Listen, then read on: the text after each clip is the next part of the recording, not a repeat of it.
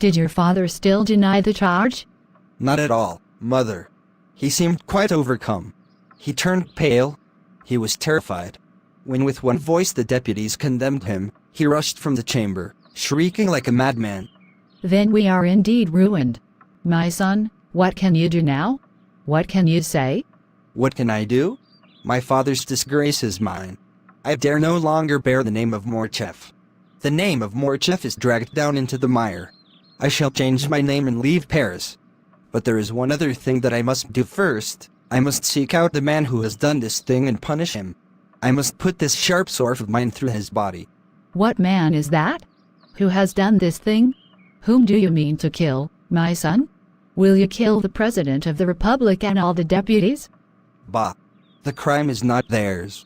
They acted according to the evidence, and did no more.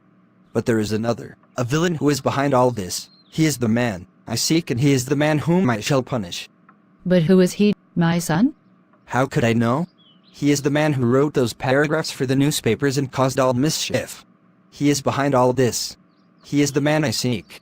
He is one who knows the secret of my father's villainous past, and is determined to secure his punishment. But if your father is a villain, why punish the man who has made his villainy public? Why? Why, indeed. It is no longer a matter of right or wrong, of truth or falsehood. It is the matter of the family honor and of our good name. And how will you find that man? I cannot find him myself. But I have set my good friend Beauchamp to discover who he is. It was in Beauchamp's newspaper that the accusations first appeared. If Beauchamp fails me, I shall ask the Count of Monte Cristo. Ah, the Count of Monte Cristo. There you have a friend indeed.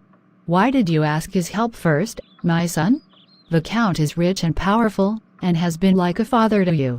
If you must avenge the family name, why not get the Count to help you? Because he was out of Paris when this affair occurred.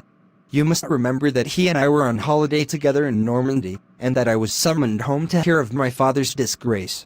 The Count promised to follow at his leisure. But I have good hope that I shall not need his help. For if Beauchamp succeeds in his inquiries, I shall know by midnight the name of my father's persecutor. And then let him beware. We are working as a valets in Morchev House. Our duty is to inform loudly when someone comes. We are working as a valets in Morchev House.